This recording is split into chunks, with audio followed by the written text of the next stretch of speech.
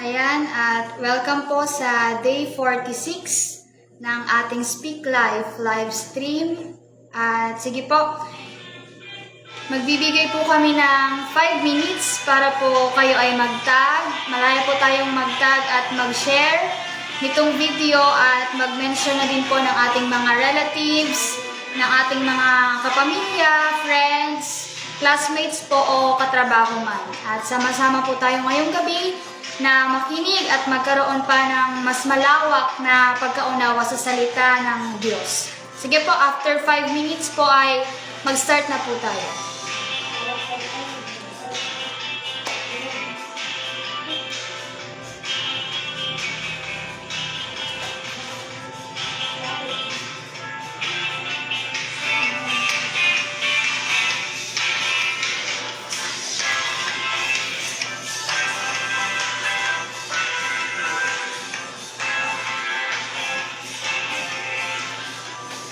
Welcome po sa ating 3 viewers. Magandang gabi po sa inyo.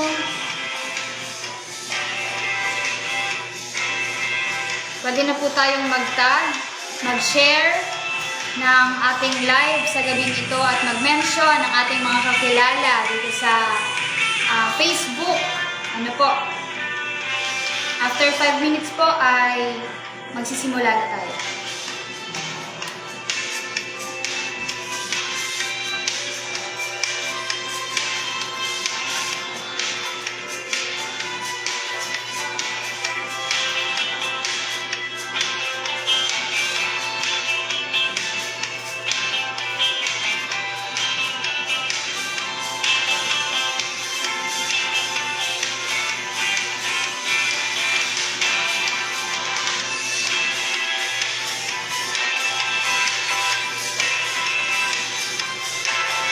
Welcome po sa ating mga viewers. Magandang gabi po sa inyo.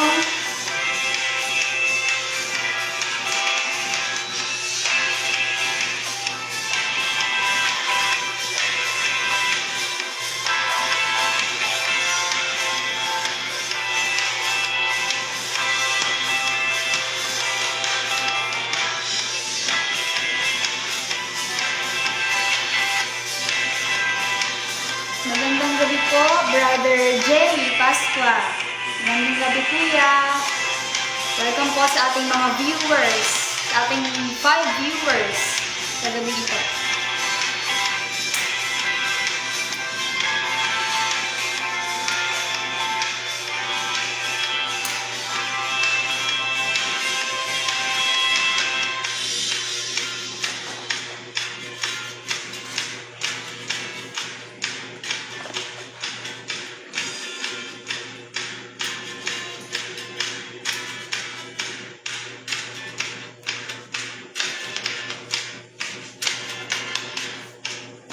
Welcome po sa ating 11 viewers. Magandang gabi po sa inyo.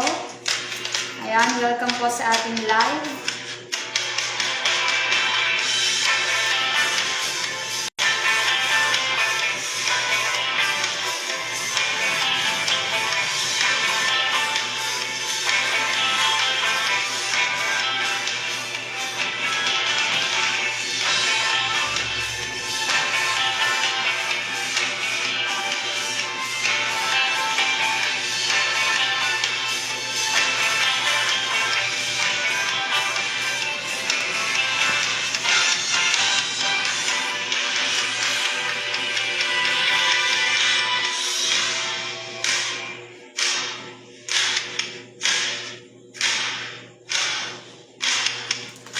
Magandang gabi po sa inyong lahat.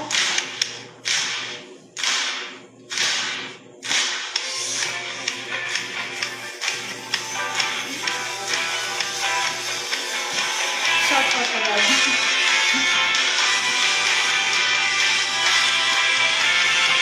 Yan, sige po, welcome sa ating 17 viewers. Magandang gabi po sa inyo. Malaya po tayong mag-tag at mag-share, mag-mention dito sa ating live sa gabi po ito.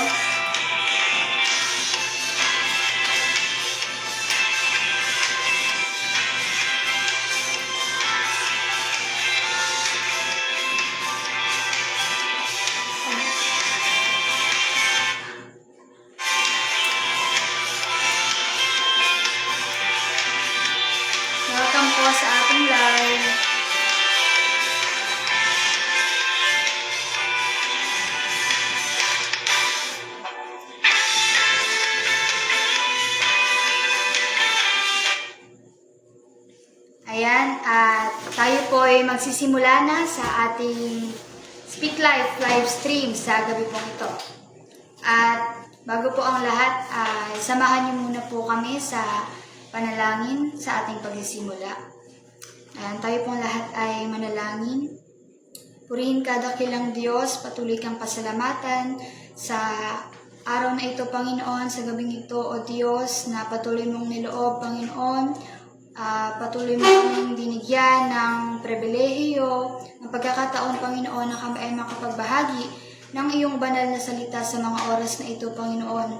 Lord, dalangin namin ang mga nanonood man, Panginoon, sa mga oras na ito, maging kami man na gagamitin mo, na patuloy kaming magkaisa sa pananampalataya, isa sa pagkaunawa, Panginoon, iisa sa Espiritu, O Diyos, at iisa sa Diyos na aming pinaglilingkuran. Lord, maraming salamat po sa mga oras na ito, sa iyong provision, sa pag-sustain mo sa amin, Panginoon.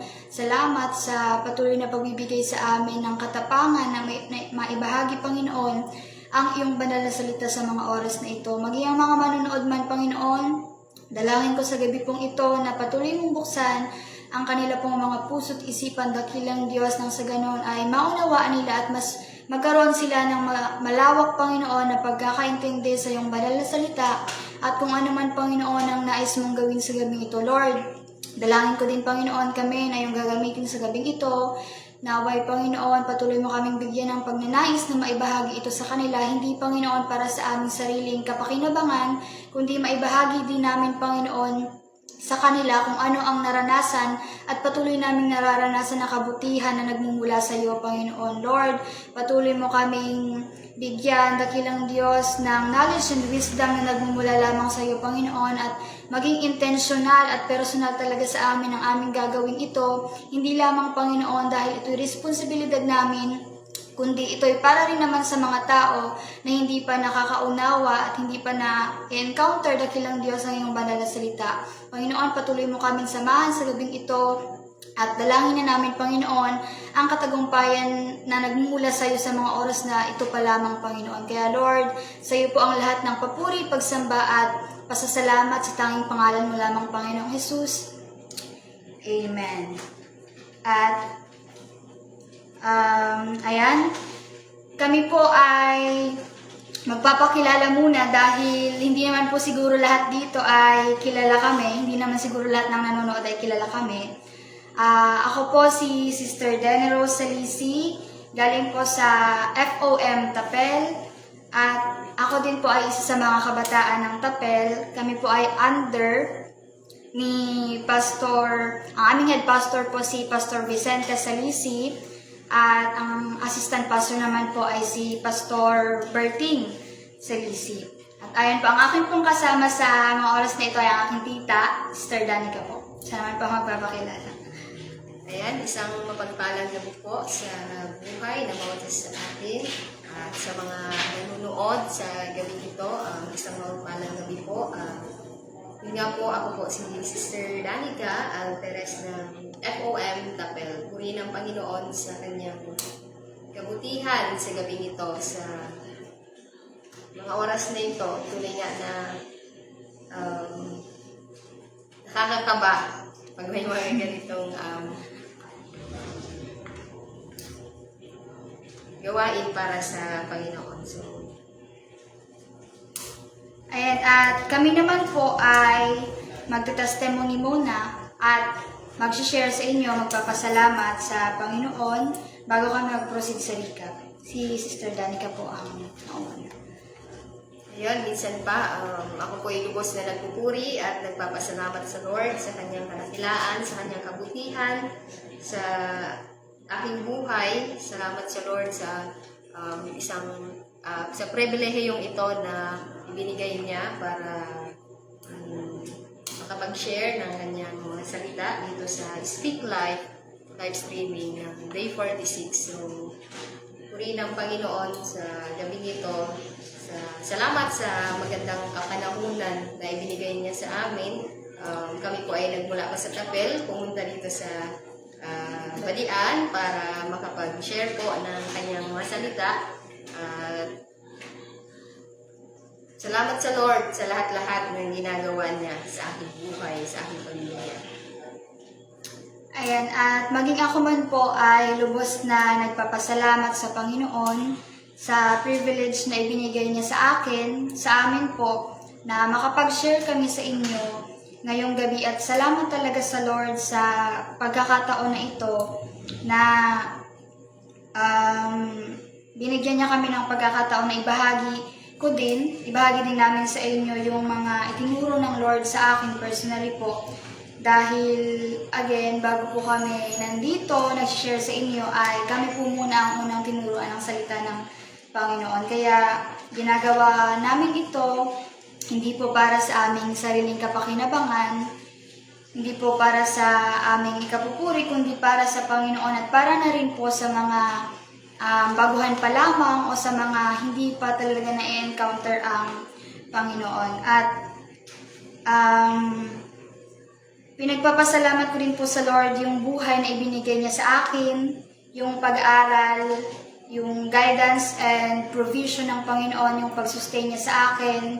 Bagamat may mga times talaga, hindi naman talaga maiwasan sa atin ng mga mananampalataya, ang mga kapagsubukan, struggles, mga ano-ano pa mang problema na dumarating. Pero salamat sa reminder ng Panginoon na bakit tayo nag-aalinlangan, bakit kailangan nating magduda at bakit hindi tayo minsan nagtitiwala sa Panginoon, nawawalan tayo ng tiwala. Knowing na may Diyos tayo na higit kaysa lahat at dakila kaysa lahat ng bagay sa mundong ito. At salamat talaga sa mga paalala ng Panginoon at gusto ko din pasalamatan ng Lord nung kami po ay nagkaroon ng mission dahil isa din po yun sa naging rason o dahilan kung bakit po nandito kami sa inyong harapan at matapang na magbabahagi ng banal na salita ng Panginoon dahil ako po talaga personally ay nakatulong yun sa akin yung pagmimisyon, yung sessions namin sa teaching and discipleship na team, ayun po, and sa prayer team, yung aming mga sessions, para mahasa talaga kami at para kami ay matrain lalo. Naging, yung layunin talaga nun is para kami ay maging matapang, mawala yung mga hiya namin sa pagbabahagi ng salita ng Panginoon. Salamat sa Lord sa mga nagdaang mission, sa mga nagdaang gawain, sa pag-iingat niya, sa guidance and protection talaga ng Panginoon. Dahil nung mga mga una pa lang, nung bago mag-start yung mission, ay siguro halos lahat naman kami na kabilang o magiging bahagi ng mission na yun ay talagang nagkaroon ng pagdududa, nagkaroon kami ng mga pag-aalinlangan, at may mga negative thinking kami na kung ano ba yung magiging setup namin sa mission, kung lahat ba kami ay mag-share ng salita ng Panginoon dahil yan po yung aming kinakatakot. Pero salamat sa Lord talaga sa mga kaparaanan niya at maging sa pag-iingat niya po sa akin dahil ako po ay nag-aaral sa Naga. So medyo malayo po siya dito. Almost 4 hours po. Kung mag-commute ay almost 4 hours yung biyahe papunta dito sa Albay mula sa Kamsur. Kaya patuloy ko din pinapasalamatan ng Panginoon sa kanyang mga kaparaanan at talagang nung mga una, bago pa magsimula yung mission, ay nagkaroon ako ng mga pagdududa personally. At pagtatanong sa Panginoon kung kasama ba talaga kami, Lord, sa mission na ito, kasama ba talaga kami sa session na ito at sa mga gawain na ito na ibinigay mo. Pero alam naman natin na ang desisyon ng Panginoon ay hindi nagbabago. Walang makakapagpabago ng desisyon at plano ng Panginoon. Fixed na yan. Diba? Kaya, doon na-remind talaga ako ng Panginoon na hindi naman kami ilalagay sa sitwasyon na yon, sa mission na yon, kung hindi naman talaga gusto ng Panginoon. At kung alam naman ng Panginoon talaga na kaya namin talagang pagtatagumpay ng Panginoon. At salamat sa katagumpayan na natapos yung mission na yon. At alam ko po na may mga susunod pa. Hindi pa doon nagtatapos yung mga mission. May mga susunod pa tayong mission. Salamat sa Lord na binigyan niya din yung family ko ng kaunawaan. Nung mga unang linggo nga, nung pagmimisyon ay talagang nag-struggle din ako kung paano ba talaga sa kanila sabihin yung magiging setup namin sa mission. Even sa mga professors ko po at sa mga kaklase ko dahil nag-struggle din talaga ako kung paano magpaalam sa kanila ng formal kung ano yung sasabihin ko sa kanila na mawawala ako ng almost 1 week po. Even sa family ko. Pero salamat sa Lord sa mga kaparaanan talaga na ibinibigay niya, sa kaisipan na ibinibigay niya sa akin para magkaroon sila ng bukas na isip at puso para maunawaan lahat ng bagay na yon. At salamat sa Lord talaga na natapos yung buong mission na yon, yung pagmi-mission na yon na hindi ako nagka-problema sa pag-aaral ko. Ilang exam ang hindi ko na-take at may mga activities na hindi ko nagawa. Pero salamat sa Lord dahil hanggang ngayon ay patuloy pa rin akong nag-aaral. At dito talaga natin makikita na kapag tayo ay sumunod sa Panginoon, talagang hindi tayo bibiguin ng Diyos. At sa Diyos lamang po ang lahat ng papuri at pasasalamat. At dahil po kami ay tapos na sa testimony, ay dako naman po tayo ngayon sa recap sa napag-aaralan po nung nakaraang Sunday. At si Sister Danica po ang mag-share sa inyo. Ayun po, tuloy na po tayo at lalako po tayo sa ating recap. Nung nakaraang Sunday po, ito po yung tinalakay ng aming pastor na si Pastor Berting nung Sunday. Sabi niya po doon is yung pakikinig at pagsasagawa. So, hindi naman po lingid sa atin yung ating tema kasi every night po natin na papakinggan yung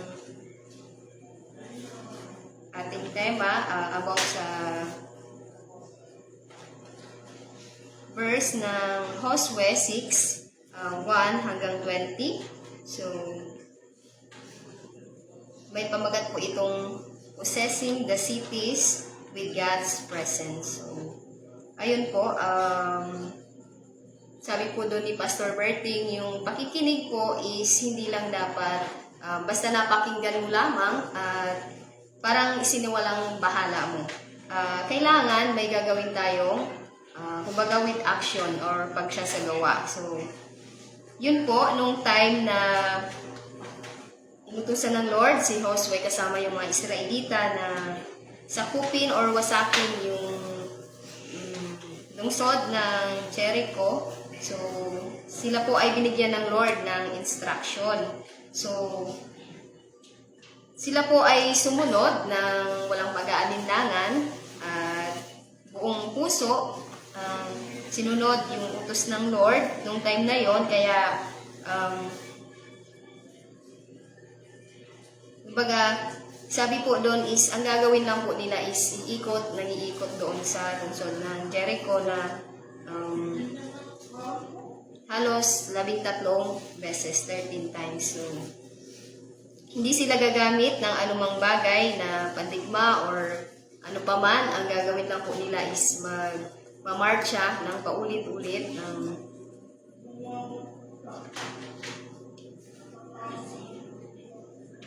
So, kung anuhin po natin ang wall po ng Jericho is hindi basta-bastang magigiba. Ito po ay, sabi nga, matatag at may mga kawan na nakabantay, mga magigiting na kawan na nakabantay doon. So, hindi daw po basta-basta mawawasak yung, kumbaga masasakop yung lungsod ng Jericho.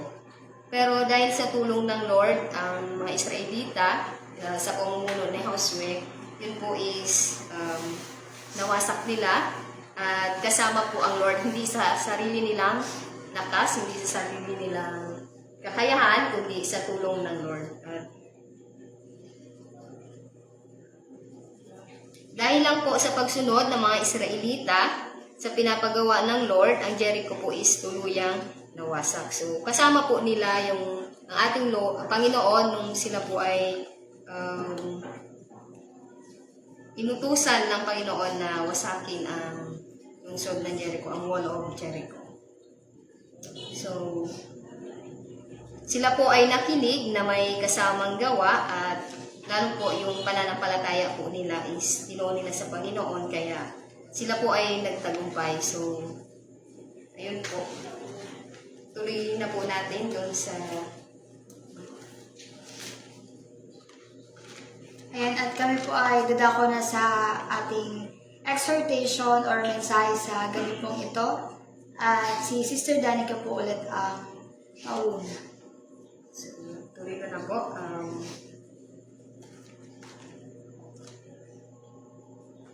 Yun pa din po tayo sa ating topic na possessing the cities with God's presence. So, basahin po muna muli natin ang Josue 6:1.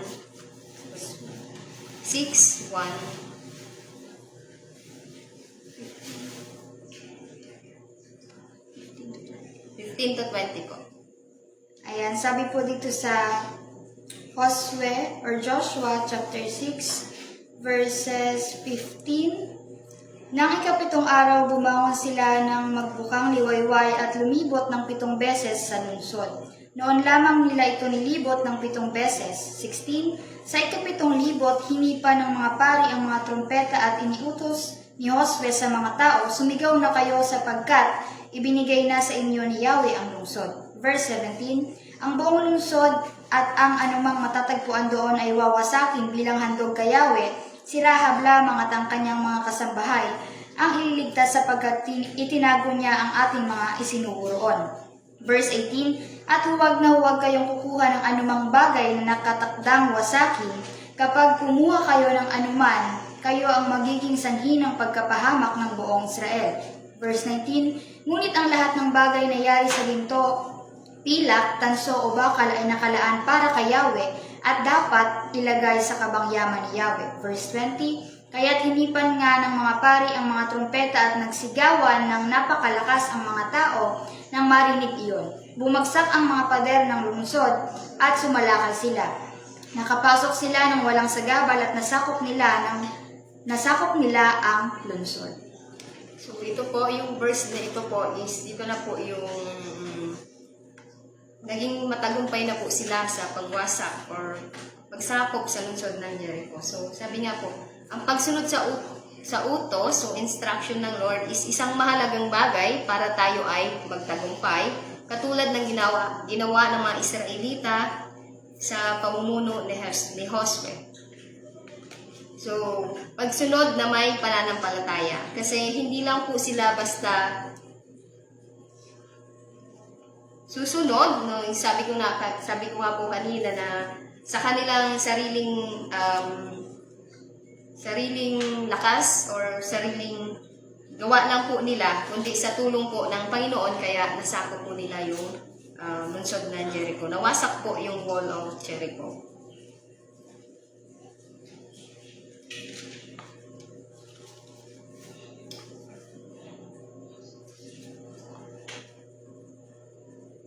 So, sa buhay po natin ngayon, dapat hindi na ang ating sarili ang nasusunod kasi sabi ng Lord, binili niya na tayo sa isang halaga. Binayaran or tinubos na, kumbaga, ng kanyang banal na dugo sa pamamagitan ng magpapapako sa krus. So, kailangan yung ating sarili, hindi na po tayo nakadepende sa ating sarili, kundi sa ating buhay na Diyos. So, sa atin po, bilang mananampalataya o tagasunod ni Kristo, pwede nating may apply sa buhay natin about sa verse na ito is yung pagtsatsaga or pagsunod sa kalooban ng Diyos sa buhay natin. So, dahil sa pagsunod po natin sa Lord, may mga times na mahirap, pero nandun yung pangako ng Diyos sa atin kung paano nagtagumpay sila Josue at mga Israelita nang wasakin nila ang wall of Jericho kasama ang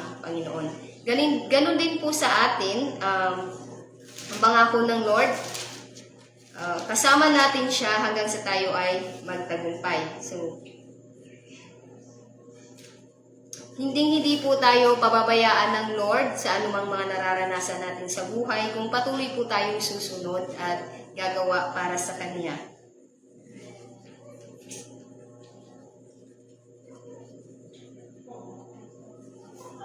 So, sabi nga po sa habang ginagawa ng mga Israelita yung pagmamarcha ng paulit-ulit, alam nilang kasama nila ang presensya ng Panginoon. Kasi yun yung pangako ng Lord sa kanila at kay Josue. Sabi po sa Josue 1:9, pakibasa po. Sabi po dito sa Josue, chapter 1, verse 9, tandaan mo ang bilin ko, magpakatatag ka at lakasan mo ang iyong loob. Huwag kang matatakot o mawawala ng pag-asa, sapagkat akong si Yahweh na iyong Diyos ay kasama mo saan ka man magpunta. So, ayun po, napakalinaw ng sinabi ng salita ng ating Panginoon.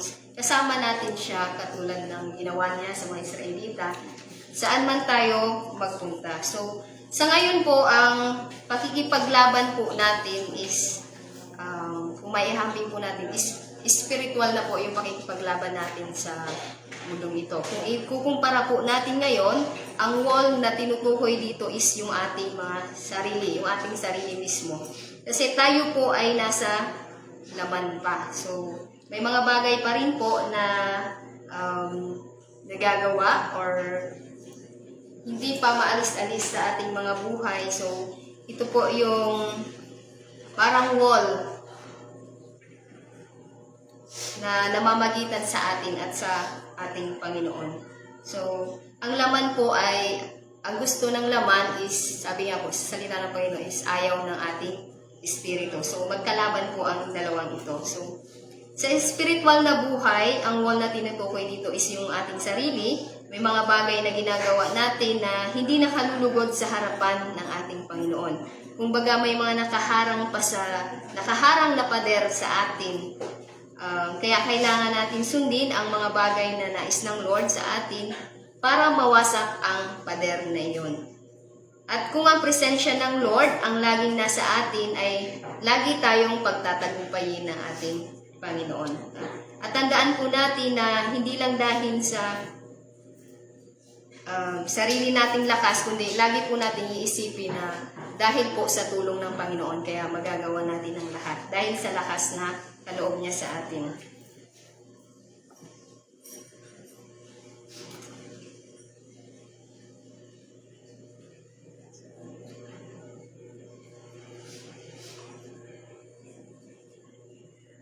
Kaya patuloy natin na itiwala sa Lord ang lahat ng bagay dahil ang kalooban ng Lord ang siyang magdadala sa atin sa tagumpay. Sabi nga sa Jeremiah 29:11.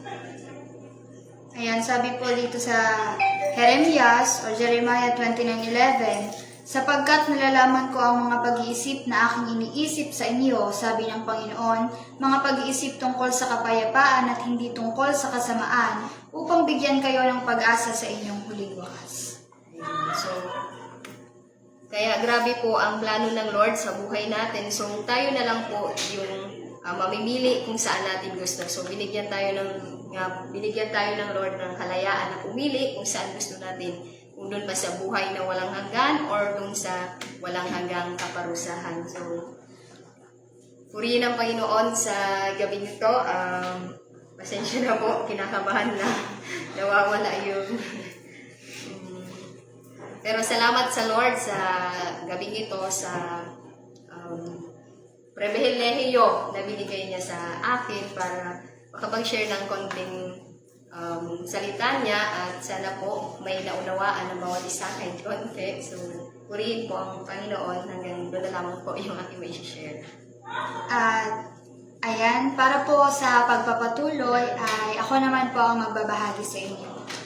At nandito pa rin po tayo sa ating tema para sa buwan ng Oktubre, sa Possessing the Cities with God's Presence, a study on Joshua chapter 6 verses 1 to 20. Pero po ang focus namin ay sa Joshua chapter 6 verses 15 to 20, sa last part na po.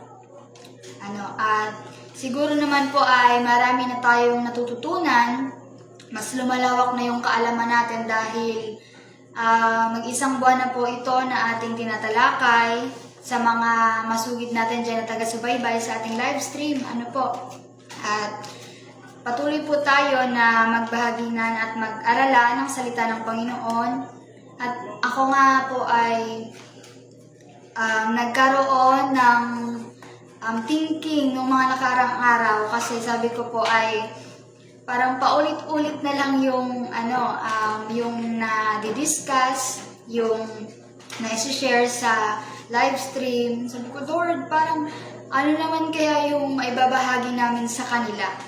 'Di ba na gusto mo na ibahagi namin sa kanila kasi sabi ko parang na sila parang sawa na sa putahin yon. Pero andito pa rin po tayo sa Joshua chapter 6 verses 15 to 20, pero ang amin pong i-share talaga ay itinuro sa amin ng Panginoon, personal namin na naranasan, at yung knowledge na ibinigay sa amin ng Panginoon ay gusto din namin na mabuksan ang inyong mga puso't isipan, lalo tigit sa ating mga first time viewers dyan, sa mga hindi pa talaga gaanong kilala ang Panginoon.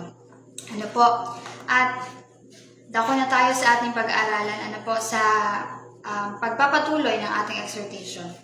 Kapag sinabi ng Diyos na maipapabagsak siyang pader, kahit gaano kataas yan, walang makakapigil sa Panginoon.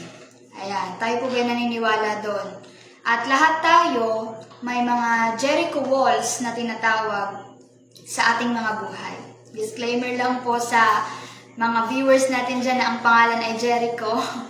Hindi po kayo yung aming tinutukoy dito, kundi ito pong Jericho walls na sinasabi dito ay ito yung mga bagay na tila imposible para sa atin, at ito yung mga kasalanan na hindi natin matigilan, hindi natin mapigilan talaga, mga relationships na sira, at yung mga pangarap natin, yung mga inaasam natin na para bang hindi nangyayari. At sa kwentong ito ni Joshua, nakita natin na ang tagumpay ay hindi dahil sa lakas nila.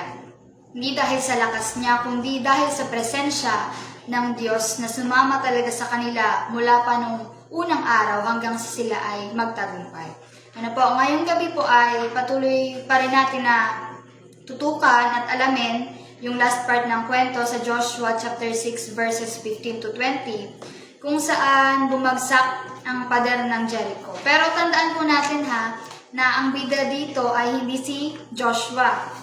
Siya ay ginamit lang bilang kasangkapan o sa pamamagitan niya lamang bumagsak ang pader ng Jericho. Ang totoong bida pa rin po dito ay ang ating Diyos. Ang ating nag-iisang Diyos na kumikilos sa pamamagitan po ng kanyang presensya, at yung Diyos noon na nagpanagumpay sa kanila ay siya pa rin Diyos natin sa kasalukuyang panahon.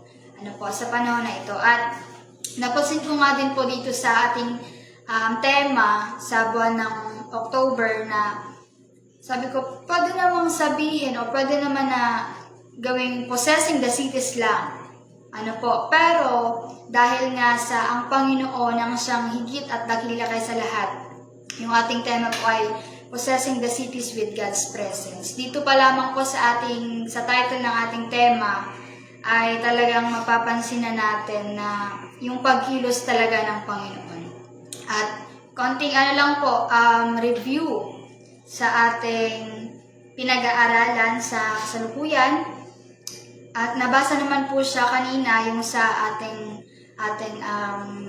verse sa Joshua chapter 6 verses 15 to 20. For 6 days po ay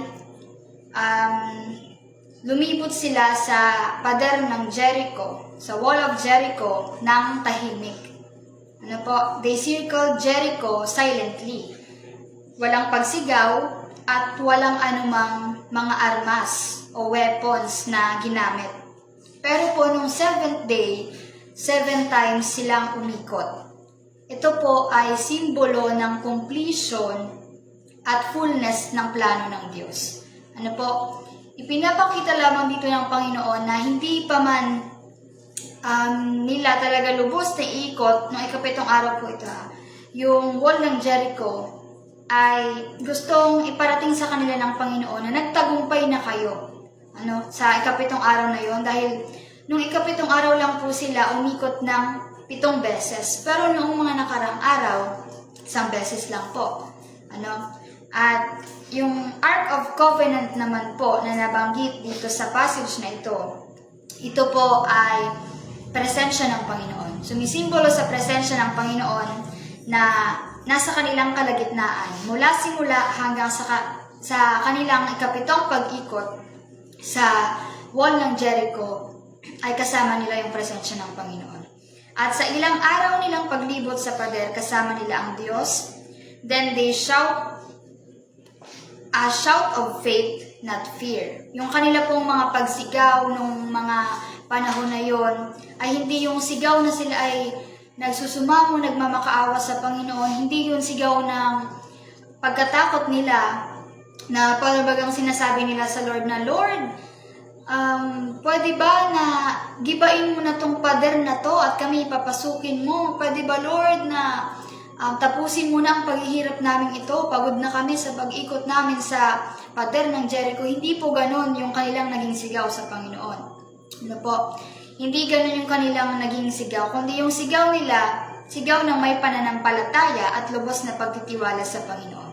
So, ano yung main idea, yung dapat na ma-realize natin, ano po, sa passage na ito is God's presence plus our obedience equals supernatural breakthrough. Ano po, hindi naman po tayo po pwedeng sumunod na basta-basta lang. Kundi dapat tayo ay susunod sa Panginoon kasama ang kanyang banal na presensya. At nang may pananampalataya po, syempre. At dito po sa verses 15 to 20 ay mayroon po akong mga key points or main points natin. Sa point 1 po, ito po yung the seventh day. God's perfect timing. Sa verse 15 na po ito. Pakibasa po sa verse 15.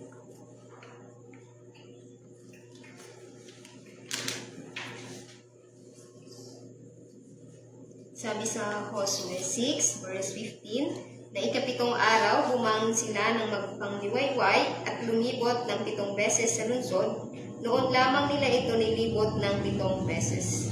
Ayan, noong araw lang na yon, sa ikapitong araw lang nila nilibot ng 7 beses yung pader ng Jericho. For 6 days, mapapansin natin, parang walang nangyayari, parang walang progress yung ginagawa nila na ganun lang, yung nagiging routine nila na iikot naman sila, iikot sila ng paulit-ulit sa pader ng Jericho na parang walang progress o parang walang pagbabago yung ginagawa nila na siguro ay nagkakaroon din sila ng pag-isip na at kawalang tiwala sa Panginoon na parang wala bang Lord, wala bang himala dyan na ibibigay mo sa amin. Pero nung 7th day, God moved. Kumilos na ang Panginoon. Pero hindi naman natin pwedeng sabihin na nung mga nagdaang araw ay walang ginagawa ang Panginoon. Ito ay kabilang lang or ito ay pagtitest lang ng ating mga pananampalataya at kung hanggang saan ba tayo o kung hanggang saan natin kayang sumunod sa Panginoon. Ano po yung lesson na dapat nating malaman sa verse 15 na ito? Dapat nating malaman na God is never late. He's preparing me, He's preparing you, our faith, before your victory. Dapat nating malaman na never na-delay ang Panginoon sa kanyang mga plano sa ating buhay. Inihahanda niya pa yung ating mga pananampalataya bago nating makamit yung bagay na ito. Kung tayo man ay nagkakaroon ng mga pagtatanong, pagka-question sa Lord at mga thinking na, Lord, bakit hanggang ngayon ay hindi pa ako napopromote sa trabaho? Bakit hanggang ngayon, Lord, ay wala akong kalaguan spiritual? Bakit ngayon, Lord, hindi pa rin ako nagkakaroon ng business? Wala pa rin akong trabaho? Hanggang ngayon, hindi pa rin ako nagkaka-item? Hindi pa rin ako nagiging teacher sa public? Di ba may mga ganyan tayo na mga pag-iisip at nakakapagtanong tayo sa Panginoon, bakit Lord hanggang ngayon ay parang hindi pa rin nangyayari yung ipinanalangin ko 6 years ago? Di ba bakit hanggang ngayon Lord parang hindi pa rin nangyayari yung panalangin ko na maisama yung family ko sa church. Di ba may mga ganyan tayo na pag-iisip. Pero, dapat nating malaman dito na piniprepare pa ng Panginoon yung pananampalataya natin. Di ba? Subukin natin, suriin natin yung ating mga pananampalataya, sabi sa Corinthians, kung tayo ba talaga ay nakaugnay pa sa Panginoon. Ano po, piniprepare ng Panginoon yung ating pananampalataya bago yung katagumpayan na ibibigay ng Lord. Hindi naman sinabi ng Panginoon na hindi ko na ibibigay sa iyo yan. Maybe hindi ngayon, pero kailangan pa rin natin itong pagsumikapan. Ano po, at pakibasa po sa Habakkuk chapter 2 verse 3. Po ay ating supporting verse lamang. Habakuk 2 verse 3, isulat mo ito sapagkat hindi pa panahon upang ito ay maganap, ngunit mabilis na lilipas ang panahon at mangyayari ang ipinakita ko sa iyo. Bagamat parang mabagal ito, hintayin mo, tiyak na mangyayari at hindi maantala ito. Amen. So sinabi doon na bagamat parang mabagal sa paningin natin, pero dapat matuto tayo na maghintay sa perfect timing na sinabi ng Panginoon sa atin. Ano po, dahil tayo talaga minsan ay makulit, di ba? Gusto natin na nirarush natin yung mga bagay-bagay at minsan naman ay dumarating sa punto na kapag gusto natin na mangyari agad yung bagay na ninanais talaga natin, ay nagsubmit tayo sa Panginoon. Pero ang naging response ng Lord ay hindi pa ngayon. Diba? Pero dahil sa makulit tayo, ay ginajustify natin yung mga sarili natin sa mga bagay na sinabi ng Lord na wag. No. Diba? Pero dahil sa pinakananais natin yung mga bagay na yon, minsan ay hindi na natin nasusunod yung mga plano, kalooban ng Diyos sa ating mga buhay. Ano po? At pakibasa din po sa John chapter 11 verses 28 to 37. Nagsabi po dito, pagkasabi nito, umuwi si Marta, tinawag niya si Maria at binulungan. Naririto na ang guro at pinapatawag ka. 29. Pagkarinig dito ay nagmadaling tumayo si Maria upang salubungin si Jesus. Wala pa si Jesus sa nayon, naroon pa lamang siya sa lugar kung saan siya sinalubong ni Marta. 31. Nang makitang si Maria ay nagmamadaling tumayo at lumabas, sinundan siya ng mga Hudyong nakikiramay sa kanila. Akala nila ay pupunta siya sa libingan upang umiyak. 32. Pagdating ni Maria sa kinaroroonan ni Jesus, nagpatira pa siya sa paanan nito at nagsabi, Panginoon, kung narito po lamang kayo, hindi sana namatay ang aking kapatid. Nahabag si Jesus at nabagbag ang kanyang kalooban nang makita niyang umiiyak si Maria, pati ang mga Hudyong kasama nito. Saan ninyo siya inilibing? Tanong ni Jesus. Sumagot sila, Panginoon, halikayo at tingnan ninyo. 35. Tumangis si Jesus, kaya't sinabi ng mga Hudyo, tingnan ninyo, talagang mahal na mahal niya si Lazaro. 37. Sinabi naman ng ilan, napagaling niya ang bulag, bakit hindi niya napigilang mamatay si Lazaro? Amen. At kung atin po talagang sisiya sa atin at babasahin ng maigi yung kwento na yan, di ba, na parang nahusgahan pa or parang nagkaroon pa sila ng pag-question sa Panginoon at parang nasisipa ang Lord na kung nandito ka sana, Panginoon, ay hindi sana namatay ang aking kapatid na si Lazaro. Diba? At nabagbag ang damdamin ng Panginoon nung kanyang marinig yung salitang yon, knowing na hindi naman talaga delay ang Panginoon. Ano po? Hindi naman talaga nagkulang ang Panginoon at hindi naman talaga late ang Panginoon sa kanyang mga plano. Ang desisyon ng Panginoon at ang kanyang mga plano sa ating mga buhay ay tama at para po sa ating ikabubuti. Ano po? At na-question pa nga dito ang Lord at na may nagsabi sa kanya na napagaling niya ang bulag, bakit hindi niya napigilang mamatay si Lazaro. Di ba may mga ganyan tayong pag-isip na bakit sila Lord parang na-promote na sila sa trabaho, bakit sila Lord kasama na nila yung pamilya nila sa paglilingkod sa Panginoon. Pero bakit ako, Panginoon, hanggang ngayon, hindi ko pa rin nakakasama yung pamilya ko sa paglilingkod? Minsan, iniisip natin na mali ang timing ng Panginoon sa buhay natin. Pero dapat nating maunawaan na kailangan nating maghintay sa perfect timing ng Panginoon.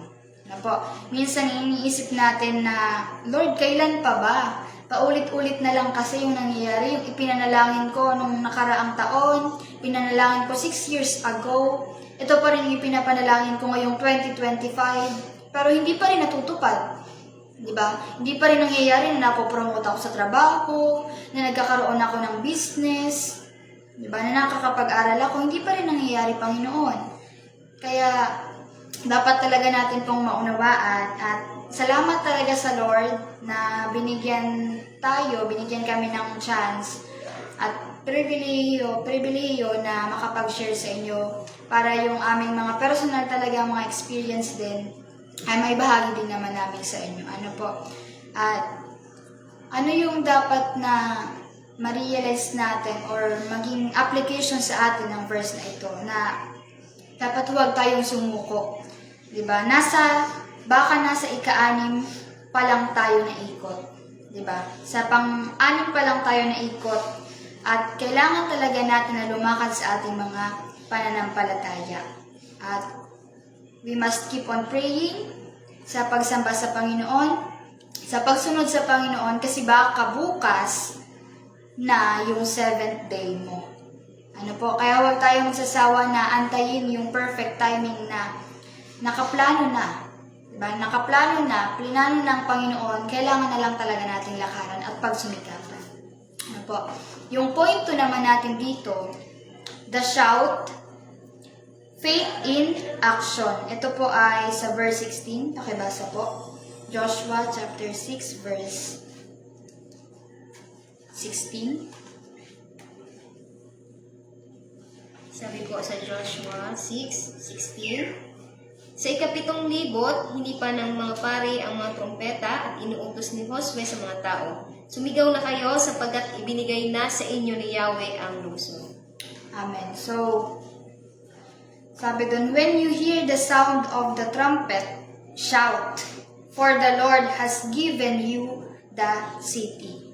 Ano po yung sabi dito ni Joshua? Ibinigay na sa inyo yung lungsod.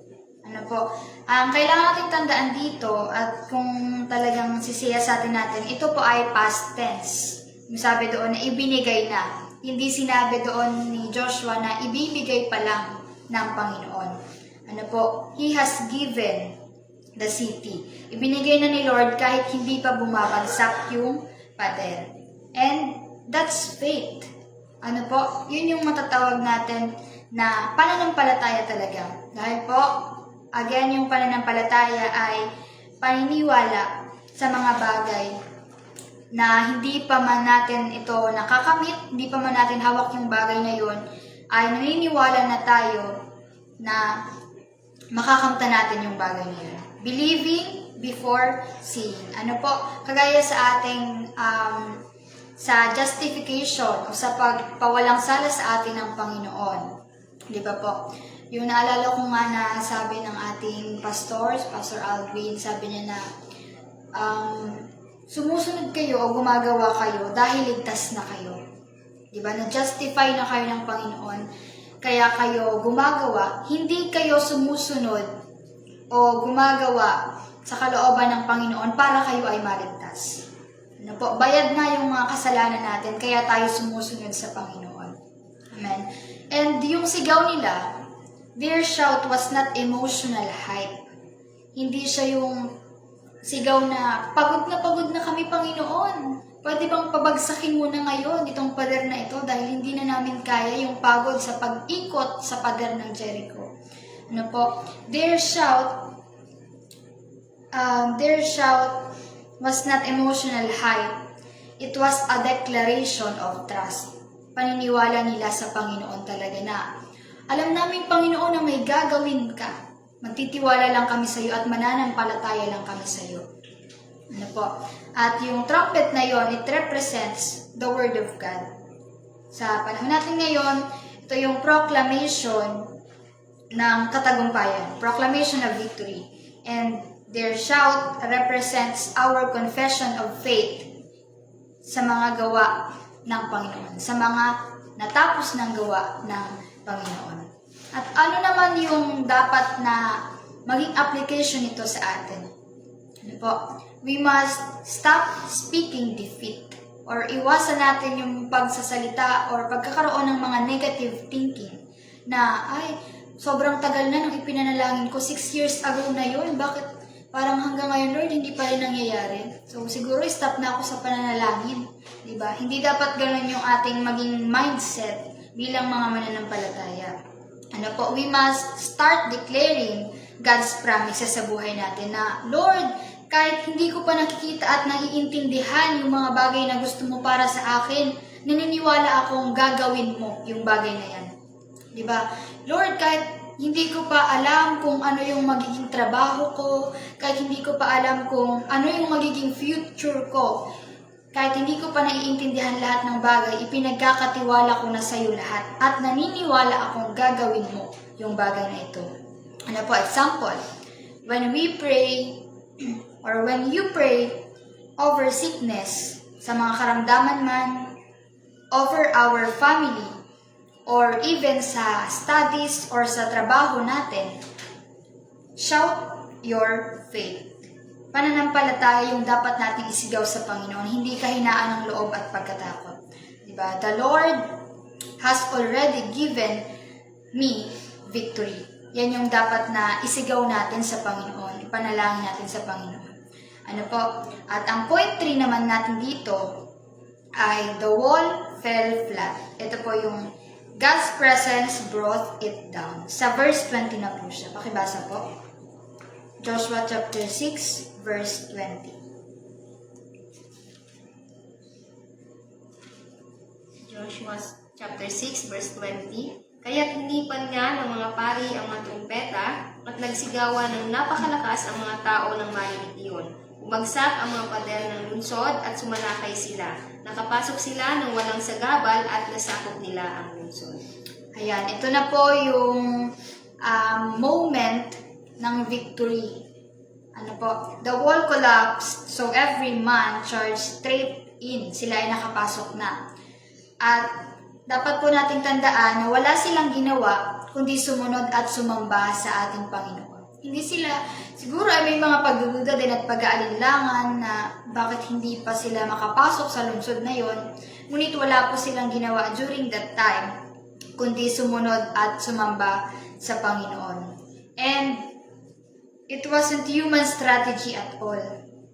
It was divine power. Hindi siya sariling kakayahan ng tao ni Joshua or even ng mga Israelites, kundi ito ay kapangyarihan ng Panginoon. Diba? Yung ark na sinasabi dito, ito yung presence ng Panginoon. Presence of God was in the center the whole time. Nung unang araw pa lang hanggang sa ikapitong araw ng kanilang pag-ikot sa pader ng Jericho, ay kasama nila ang Panginoon. Ano po? At niremind sila ng Panginoon dito. God was reminding them, as long as my presence is with you, nothing can stand against you. Diba? Hanggat sa kasama mo ang presensya ko, ay lahat ng bagay ay magiging posible. Diba? Walang makakapigil sa atin, walang makakahadlang. Ano yung sinasabi po sa Romans chapter 8 verse 31? Pakibasa po. Romans 8:31. Ano pa ang masasabi natin tungkol dito? Kung ang Diyos ay panig sa atin, sino ang makakalaban sa atin? Ayan. Kaya sinabi dito na as long as my presence is with you, nothing can stand against you. Ano po? Pero hindi naman ibig sabihin na kapag kasama natin ang Diyos ay matapang ako, wala nang makakapantay sa akin, wala nang makakaano sa akin, hindi na ako masasaktan, hindi po ganun. Ano po, dahil minsan ganyan yung naging kaisipan natin, yung kagaya nung sa verse sa Philippians chapter 4 verse 13 na I can do all things through Christ who gives me strength. Pero po, nakakalimutan natin yung nagbigay sa atin ng strength na yun. Ang na-highlight na lang po doon, minsan sa atin ay yung I can do all things. Diba? Nawawala na yung true Christ sa pamamagitan ng Panginoon. Kaya ang nangyayari po ay tayo ay gumagawa dahil na lang sa ating sariling lakas at hindi na para sa Panginoon yung ginagawa natin, kundi para sa ating mga sarili na. At dapat nating tandaan dito na dapat ay kasama natin lagi ang Panginoon. Kasi sabi ng Lord na as long as my presence is with you, nothing can stand against you. Diba? And dapat nating tandaan din na ang true ark is ang Lord. Dahil yung Emmanuel na word, ito po ang ibig sabihin nito ay God with us. Through His death, sa pamamagitan ng kanyang pagkamatay at muling pagkabuhay ng Panginoon, yung greatest wall po, which is sin, has fallen. And the veil in the temple was torn. Meaning, mayroon na po tayong access or ugnayan sa Panginoon. At dapat nating tandaan palagi, kailangan na i-remind natin yung sarili natin na kapag kasama natin ng Lord, kahit anong pader pa yan ng guilt, ng shame, or ng addiction sa anumang bagay ay babagsak yan. Pero hindi natin pwedeng sabihin na porket kasama natin ng Lord ay malakas na tayo sa lahat ng panahon. Kaya natin lahat ng bagay dahil sa lakas ng Panginoon. Tandaan natin na ang lakas natin ay galing sa Lord. At hindi natin kailangang palakihin o palakasin yung sigaw natin, kundi ang dapat natin na gawin ay palakihin natin yung pagtitiwala at pananampalataya natin sa Panginoon. Knowing na siya ang Diyos noong panahon nila Joshua at hanggang ngayon, siya yung Diyos natin na hindi nagbabago. Kung nagawa ng Panginoon na pabagsakin yung physical wall of Jericho sa panahon natin ngayon, walang imposible sa Panginoon. Dahil siya yung Diyos na hindi nagbabago, hindi nagkukulang sa ating mga buhay. At yung ating naman pong point 4 sa passage na ito ay yung sa verses 17 to 19. Ito po yung the city belongs to God, we fight for His purpose. Pakibasa po sa verse 17 to 19. Josue 6:17. Ang buong lungsod at ang anumang matatagpuan doon ay wawasakin bilang handog kay Yahweh. Si Rahab lamang at ang kanyang mga kasambahay ang ililigtas, sapagkat itinago niya ang ating mga isinugo roon. Sa 18. At huwag na huwag kayong kukuha ng anumang bagay na nakatakdang wasakin. Kapag kumuha kayo ng anuman, kayo ang magiging sanhi ng pagkapahamak ng buong Israel. Sa 19. Ngunit ang lahat ng bagay na yari sa ginto, pilak, tanso, o bakal ay nakalaan para kay Yahweh at dapat ilagay sa kabangyaman ni Yahweh. Ayan, salamat po. At after the walls fell, Joshua reminded them that the city is devoted to the Lord. Pinaalalahanan sila ni Joshua na, nagtagumpay tayo hindi dahil sa sarili nating lakas Hindi natin napabagsak yung pader ng Jericho dahil malakas tayo, dahil marami tayo, dahil magkakasama tayo, kundi nagtagumpay sila or nagtagumpay tayo dahil sa Panginoon. At yung victory na yun, it belongs to the Lord. Diba? Sa Panginoon lang yung lahat ng katagumpayan na yun na nakamta nila. Diba? The victory wasn't for self-glory. It was for God's glory. Siguro po ay nagtataka kayo o tayo bakit inuna ko yung verse 20 sa point 3 natin kanina kaysa sa verses 17 to 19. Sa verse 20 po kasi ay ito yung moment ng victory. Pero dapat po nating malaman na yung victory na yan ay hindi para parangalan yung sarili natin, kundi para parangalan ang Diyos. Diba? Kagaya po ng sinabi dito sa verses 17 to 19 na lahat dapat ay sa Panginoon. all glory belongs to God alone. Kaya ano po yung dapat na maging lesson nito sa atin? Na when God gives you success, don't take the credit. Give it back to Him.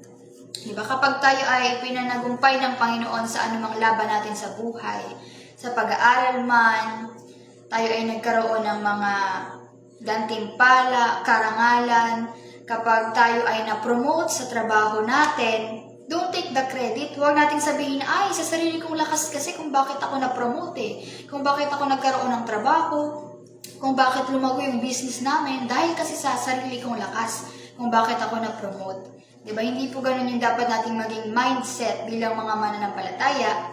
Even po sa mga hindi pa nakaka-encounter sa Lord, dapat po na magkaroon tayo ng kaisipan na gano'n na hindi dapat natin i-take yung credit na dapat sa Panginoon naman talaga. Kasi ang Lord naman yung nagbigay sa atin ng mga bagay na yan. So, dapat ay ibalik natin sa Panginoon yung papuri. Diba? And every victory is a chance for us to lift up God sa ating mga lugar man, sa ating paaralan, or sa ating bahay man. Yan yung dapat na gawin natin. Kapag tayo ay nag-success, nagkaroon ng negosyo, pag na-promote tayo, di ba po, may mga pupuri sa atin na, uy, congrats! Ang galing mo naman, di ba? Kapag tayo ay nakakota sa mga business natin, sa paaralan, kapag tayo ay naging with high honors, with honors, di ba? At kapag tayo ay napupuri ng ibang tao, ito na yung chance natin para i-share sa kanila. Kung sila man po ay hindi mga mananampalataya, ito na yung chance natin and i-grab na natin opportunity na yon para maibahagi sa kanila. Diba? Na ay, hindi kasi na-promote ako, hindi dahil sa sarili kong lakas, kasi dahil may Diyos ako sa buhay ko. Diba? Ganon yung dapat na sabihin natin sa kanila at i-share natin. Ano po, nang sa ganon ay sila man ay mahiwagaan at makapag-isip sila na ang galing naman ng Diyos nila. Diba? Dapat ang Lord ang magaling, hindi tayo. Ano po, dahil yung galing na nasa sa atin ay galing lang sa Panginoon. Ano po, at ano yung challenge nito sa atin? Ano yung dapat na isipin natin sa mga oras na ito na kailangan natin isipin na kung paano ba natin talaga dadalhin yung God's presence sa ating mga lugar. Ano po? Sa pamamagitan ng pag-share ng salita ng Lord, sa pamamagitan ng pamumuhay ng maintegridad, at sa pamamagitan ng pagpapakita sa kanila ng compassion na talagang devoted tayo at talagang gusto natin yung ginagawa natin na paglingkod ng Lord. At sa pamamagitan ng paglakad natin sa pananampalataya na kung saan po ay takot ang marami. Diba? Sa panahon natin ngayon, talagang hindi pa rin natin maiwasan lalo pag nag-evangelize, pag nagkakaroon tayo ng evangelism na may mga umaayaw pa rin talaga sa salita ng Panginoon. And it's normal naman na talagang may mga tatanggi, may mga taong aayawan at tatanggihan yung salita ng Panginoon. Pero kahit nga po, sabi nga po na kahit wala pa man tayong sinasabi sa kanila, basta makita sa pamumuhay natin na tayo ay namumuhay ng may Diyos sa buhay natin, ay maaari natin silang maakay. Ano po, sa pamamagitan ng ating mga gawa. Pero tandaan natin, no, na ang totoong bida rito ay hindi si Joshua. Ano po, siya ay ginamit lang na kasangkapan, instrumento ng Panginoon para i-lead yung Israelites at para magiba yung walang Jericho. Pero ang totoong bida po rito ay ang Lord. Ang kwentong ito ay larawan or image ng Panginoon talaga na siya ay dakila. Dapat ninyong malaman na ako ay higit kaysa anumang bagay. Diba? Na ang Diyos ay dakila kaysa alinmang bagay sa mundong ito. Na dapat nating malaman na mas dakilang Joshua ang Lord kaysa lahat ng Joshua. Ano po? And yung pagkakaiba naman po, dapat nating maunawaan yung pagkakaiba dito na si Joshua, nilid niya yung Israelites sa physical land. Ano po? Sa wall of Jericho, sa lupain yon. While ang Panginoon naman po ay nililid niya tayo sa eternal life. Ano po, ito yung kaibahan. Si Joshua po, Joshua led Israel to a physical land, while Jesus leads us to eternal life. And Joshua brought walls down. Pinabagsak nila yung pader ng Jericho, while Jesus tore down the walls of sin through the cross. Mas higit yung ginawa ng Panginoon kaysa sa ginagawa natin at kaysa sa ginawa ni Joshua. Sa pamamagitan ni Joshua nung panahon nila. Ano po yung ginawa ng Panginoon? Walang makakatumbas, walang makahihigit, at walang makakagawa ng ginawa ng Panginoon. Diba?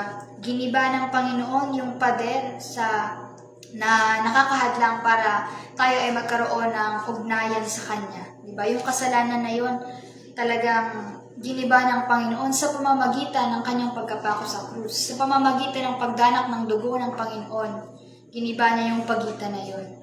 Ano po? Pakibasa po sa Ephesians chapter 2, verse 14. Sabi po dito, sapagkat si Kristo mismo ang nagbigay sa atin ng kapayapaan dahil pinag-isa niya ang mga Hudyo at ang mga Hintil sa pamamagitan ng kanyang katawan, giniba niya ang pader ng alitan na naghihiwalay sa atin. Ayan, giniba ng Lord yung pader ng alitan na naghihiwalay sa atin. Ano po? Kaya, yung greatest wall that separates us from God is sin. Ano po? Sabi sa Isaiah 59 verse 2. Sabi po dito, Isaiah 59 verse 2, ang masasama ninyong gawa ang dahilan ng pagkawalay ninyo sa Diyos, nagkasala kayo kaya hindi ninyo siya makita at hindi niya kayo marinig. Ayan po. Dahil sa kasalanan, yun yung greatest wall that separates us from God. Yung kasalanan po yun. Pero dahil sa ginawa ng Panginoon sa krus ng Kalbaryo, giniba niya yung barrier na yun, yung division na yun, para tayo ay magkaroon sa Kanya ng ugnayan. At para tayo ay makasunod sa Panginoon ng may kapakumbabaan at ng may pananampalataya at lubos na pagtitiwala sa Kanya. Ano po, kaya ang Lord, siya ay namatay at sa Kanyang muling pagkabuhay ay ginawa niya yung bagay na yun. Brinake niya yung wall na yun. Ano po?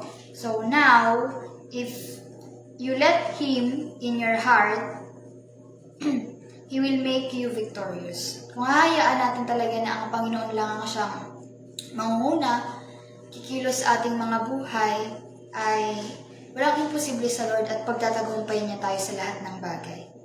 Ano po?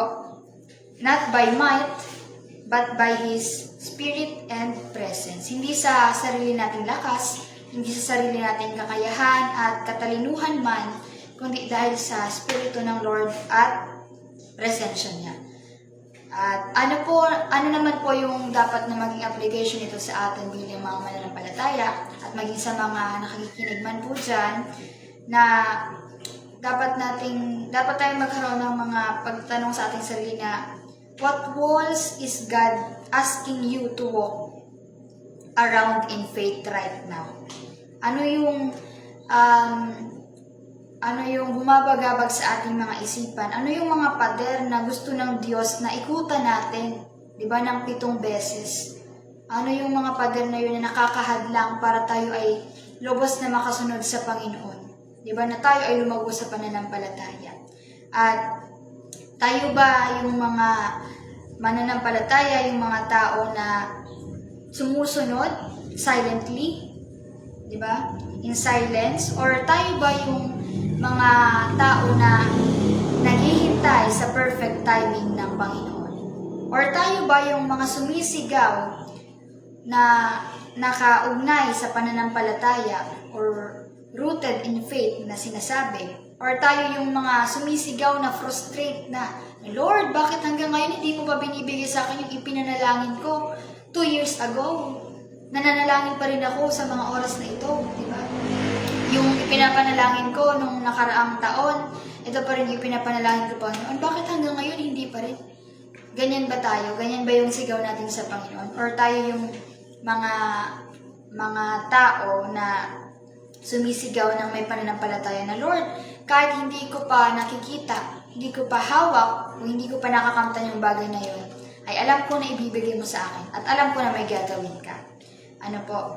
Or, dala-dala pa ba natin yung presensya ng Panginoon araw-araw sa ating mga buhay? Ano po? Do you still carry His presence daily? Yan po yung dapat na maging tanong sa atin. Kaya, sa ating pong mga manonood dyan, sa ating mga viewers, mga kapatid, dapat nating tandaan na yung walls na yan ay babagsak. Pero hindi dahil malakas ka, hindi dahil malakas ako, hindi dahil sa sarili kong kakayahan, kundi dahil sa kasama natin ang Panginoon. Diba? Kapag ang presensya ng Lord ang nasa kalagitnaan, nasa sentro ng buhay natin, ay imposible na hindi tayo panagumpay ng Panginoon. Diba? Lahat ng bagay na imposible sa paningin natin ay posible sa Panginoon. Diba? Kagaya nga po nung sa kwento nung kay Haring Jehoshaphat sa 2 Chronicles 20 verses 1 to 30, ito po ay mahaba-haba, pero yung pinakang highlight po nito ay yung battle talaga, it belongs to the Lord. Diba? Kasi nung harapin ni Haring Jehoshaphat ang malaking hukbo ng kalaban, hindi siya natakot, kundi nanalangin pa siya at nag-ayuno. Diba? Ikaw ba naman, marami kang kalaban, tapos nagawa mo pang manalangin sa Panginoon at nag-fasting ka pa talaga. Diba? Pero kung siguro sa atin ngayon ay nagkakaroon nga lang tayo ng maliliit na mga problema na alam naman nating mareresolbahan, ay napo-frustrate na tayo, hindi na natin alam kung anong gagawin natin, nagtatanong na tayo sa Panginoon at nasisisi pa natin ang Panginoon. Diba? Pero si Haring Jehoshaphat, nag-ayuno pa siya, nanalangin pa siya sa Panginoon kasama ng bayan. At sinabi ng Diyos na ang laban ay Kanya. Kaya habang nagpupuri at sumasamba ang mga tao, nagkagulo ang mga kaaway at sila ang naglaban-laban. Diba? At sa huli, nagtamo ng tagumpay ang Juda nang hindi lumalaban. At tumanggap sila ng maraming pagpapala at binigyan sila ng Diyos ng kapayapaan sa lahat ng panig. Ano po? At dito nga din po sa Numbers or Bilang chapter 13 verses 16 to 25, ito po ay connected sa verses 17 to 19 ng Joshua chapter 6. Dahil dito po sa Bilang chapter 13 verses 16 to 25, ito po yung simula ng mission, or dito nagsimula yung pangako ng Lord sa panahon ni Moises, pero po ay kasama na dito si Joshua, nang siya po ay under pa dito ni Moses, sa pamumuno ni Moses. At dito naman po sa Joshua chapter 6 verses 17 to 19, ito na yung katuparan ng mission at ng promise ng Panginoon. Ano po? At kaya yung panahon ni Joshua, yung promised land o yung lupang ipinangako mula kay Abraham pa man, na natupad sa panahon ni Josue, ito din po ay nagre-represent sa panahon natin ngayon na yung kaligtasan na ipinangako ng Diyos sa lahat, hindi lang po sa mga mananampalataya, kundi sa lahat po, ay yung langit ay posible nating maabot sa pamamagitan ng pagsunod sa Diyos at pananampalataya. At syempre, hindi lang po sa pamamagitan ng pagsunod at pananampalataya, kundi yung topic nga po natin na kailangan gibain natin yung mga pader sa buhay natin na nakahahadlang talaga sa ating paglilingkod sa Panginoon. At labanan natin ito hindi sa pamamagitan ng lakas natin, kundi lakas at presensya ng Diyos. Ano po yung sinasabi sa Filipos chapter 3 verses 19?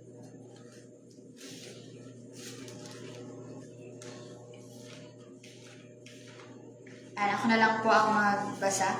Sabi po dito sa Filipos chapter 3 verses 19 to 21, kapahamakan ng kahihinatnan nila sapagkat ang dinidiyos nila ay ang hilig ng kanilang katawan. Ikinararangan nila ang mga bagay na dapat sana nilang ikahiya at wala silang iniisip kundi ang mga bagay na may kinalaman sa mundong ito. Subalit sa kabilang dako, tayo ay mga mamamayan ng langit. Mula ro'y hinihintay nating may pananabik ang Panginoong Hesukristo, ang ating tagapagligtas. Sa pamamagitan ng kapangyarihang ginamit niya sa pagpapasuko sa lahat ng bagay, ang ating katawang may kahinaan ay babaguhin niya upang maging katulad ng kanyang katawang maluwalhati. So ito rin ang ating inaasahan at yung mga pader natin sa buhay, pag-aalinlangan man, pagkatakot, self-preservations natin sa buhay, ay kailangan natin itong alisin at kailangan na ang Diyos ang mangunguna sa ating buhay.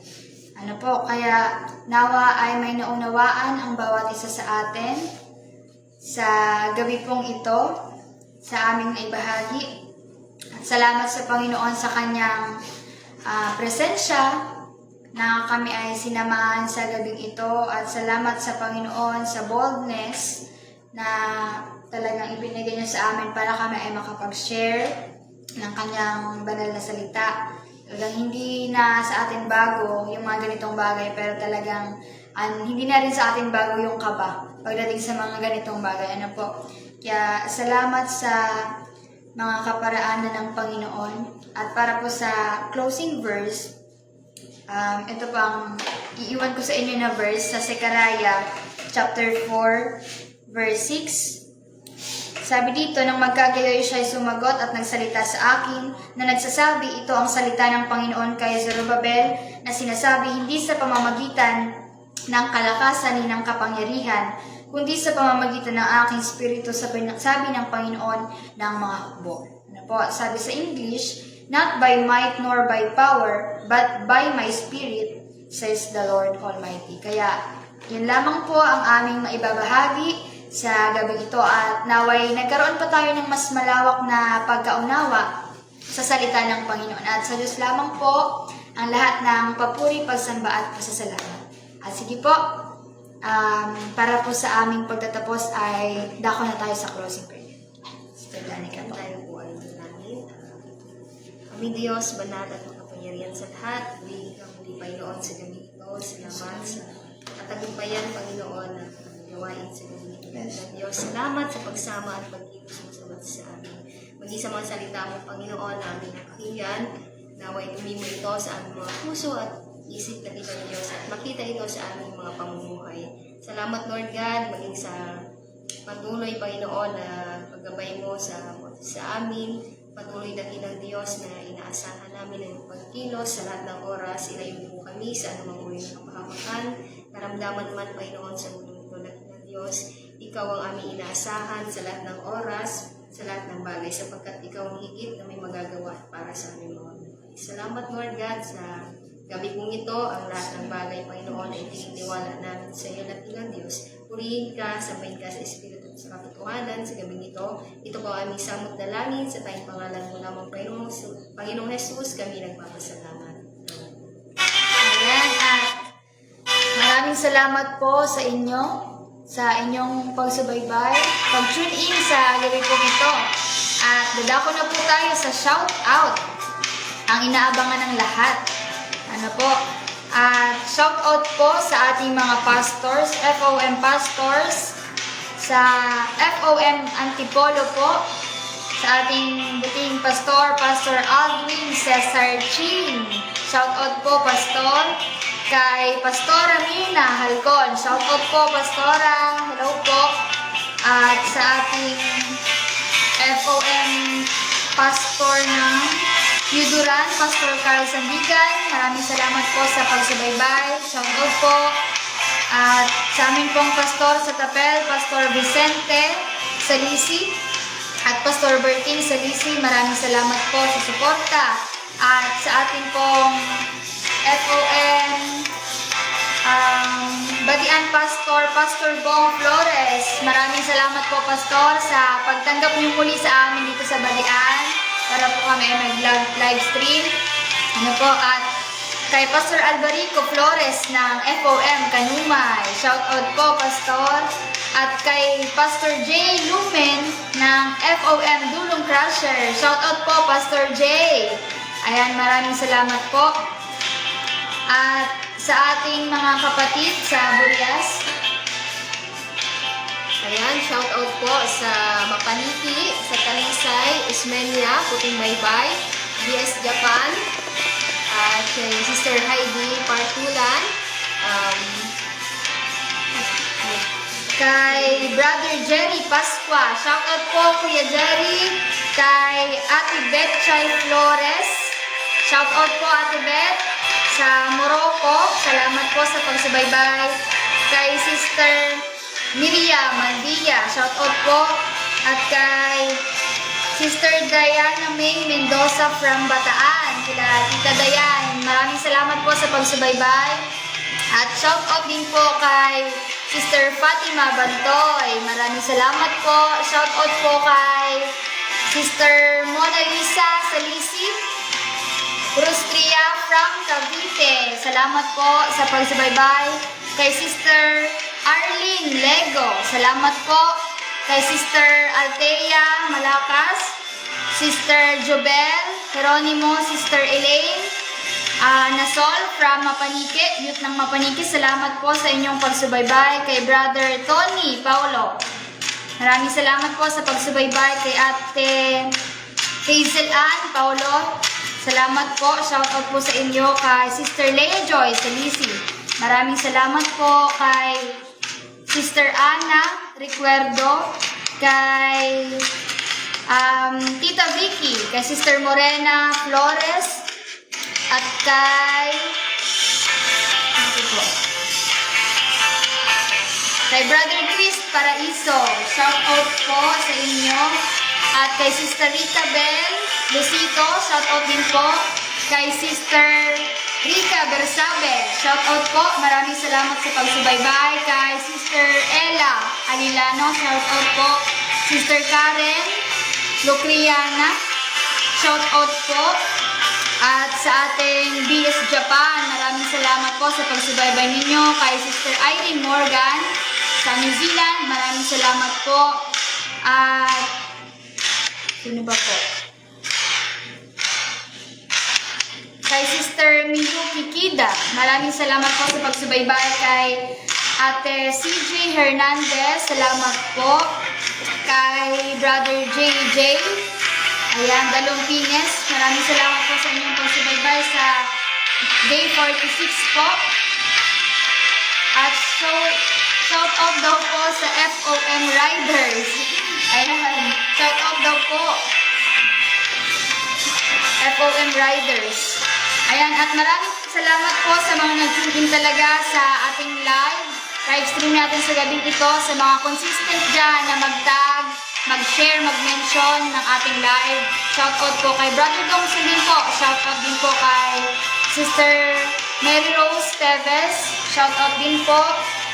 At kay Sister Mitch Salisi sa Bulacan po. Maraming salamat po. At nawa po ay subaybayan pa din natin yung mga susunod pa na magbabahagi sa inyo, mag-share ng sa live stream na ito. At bukas po para sa ating Day 47, ang mag-share po ay sina Brother Robert Lego at Sister Irene ng BS Japan po. Maraming salamat po. God bless everyone.